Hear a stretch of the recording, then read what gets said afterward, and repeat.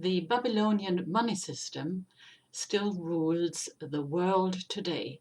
The banking system, the debt system, even the way corporations function, all are designed around the ancient Babylonian formula, which is designed basically not to empower you, rather, it is designed to keep a false sense of separation in place. This form of separation can be felt in areas like greed. Those traders of you will know exactly what I am talking about. When we mention greed, there is the fear of losing out, of making profits, the need to create more money, the need to compete, and so it goes on. All lower vibrational forces that keep us in a bind. They certainly do not further our evolution. Quite on the contrary, they keep us stuck. Whilst we are at the mercy of these emotions, we cannot move to the higher levels of our evolutionary development, which are about self-actualization, the free flow of information, the unfolding of our creativity, and the realization of our true potential. It is fair to say that each and every one of us, as we are still under the influence of the Babylonian money system, are pandering to their forces to some degree. Now, the big question is, so is it all us? Are we psychologically so inept that we fall into all these old traps of greed, of fear of not having enough, fear of losing out, or is there something else at play here? So, who created the Babylonian money system? Well, there seems to be certainly a high degree of evidence that the system was put into place by some form of power which had more knowledge, higher insights, greater intelligence than certainly we seem to be experiencing as much consciousness in humanity today. Was it extraterrestrials? Was it interdimensional beings? Who knows? We cannot be absolutely certain. However, when you look into the history, a little bit of Babylon and the systems in place, the indication is very clear that the information they received came from some form of, let's call it, higher power.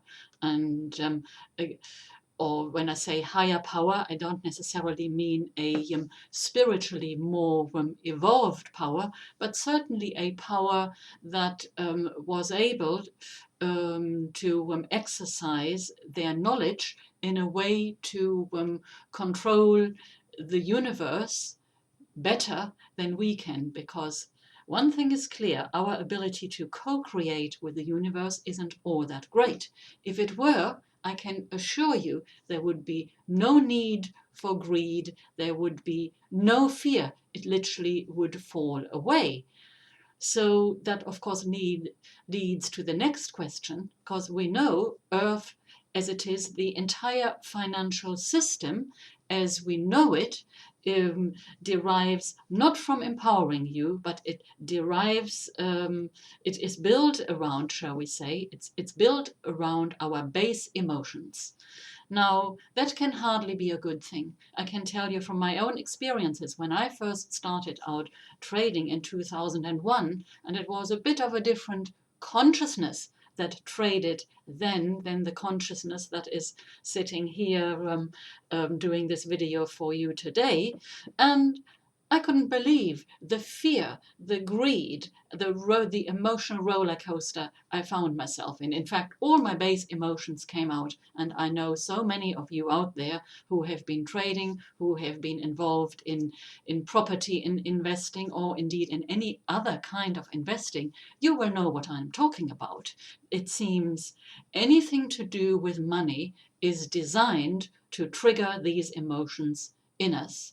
Now, I have come over many, many years of study of these matters and the more esoteric side underlying our psychological issues in our trading and in investing psychology, that it's way more than just our feeble little emotional makeup that just can't cope.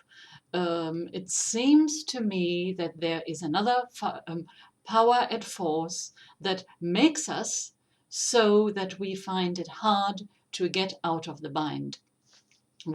I have discussed with you in other videos about the problems of electromagnetic fields which emanate from computer. I've talked about the general problems with technology, which of course, if you are trading, well, in fact, in most jobs today, we need it. The banking system, yes, of course, it exists because of our technology. It has become so all-pervasive, so domineering, so controlling, if you like, that without technology, today it couldn't exist. So is that all an accident? I doubt it. And when we then look into the history of humanity, and in particular the more recent discoveries in recent years and in the archaeological digs all over the world, the secrecy that is surrounding the secret chambers underneath the pyramids, the discoveries that the Sphinx at the Giza pyramid is much, much older than previously has been assumed. There are now suggestions that it may be as old as maybe 200,000 years and maybe even older. I'm no archaeologist, so I want to be very careful with the statements I am making here. I can't prove or disprove it, but certainly when we look into this and other research in the field of sacred geometry and numerology, which of course in Babylonian history, you look into this and you see many, many overlaps. It becomes obvious that there is a huge gap between the evolution of humankind at that time and then suddenly these very sophisticated systems which have been used throughout history are in place, yet they are only accessible to a minority of people. So, are we dealing with the entire financial system as a massive, huge control mechanism? Well, to me, it pretty much looks like it. Now, you can make up your own mind about it. The next question, of course, is now we have the knowledge, what do we do about it? How do we free ourselves from the grip of conditioning? And I am very aware that many of you who may be watching this video, probably it may be the first time that you have opened your mind to these possibilities.